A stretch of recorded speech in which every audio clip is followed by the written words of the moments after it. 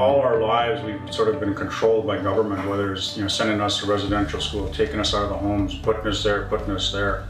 And this is really the only one thing we can really control is our health. And I think if we really want to talk about self-determination, for the land and as a people, we have to first take control of our health first. My family's got a few very rare, in some instances, and quite impacting genetic conditions. And so it's important for us to know from generation to generation whether or not we're going to experience a difficult life because of these conditions. And of course, blood pressure and those other things relate to the amount of anxiety and the amount of stress and the amount of activity you're also involved in.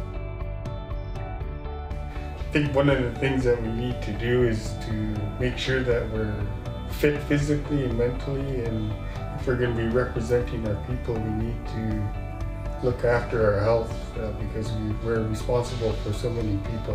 If we're going to be part of a health council that is aiming to make the world a better place for our communities, not just in policy, but in actuality, the diabetes will go down, the heart disease will go down, and essentially people will just learn to eat better, live longer, and not be debilitated as they get older.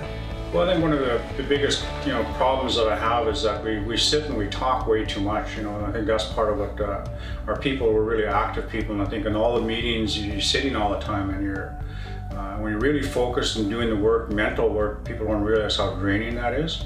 And I think we have to balance it off with physical activity, and that's something that slips because the first thing you do is you want to just lay down, get some rest, right? But I think we've got to get active, and you got to get up and get rolling, and that's the problem is we've become a culture of meetings, unfortunately. We have to become a culture of the land again and activity.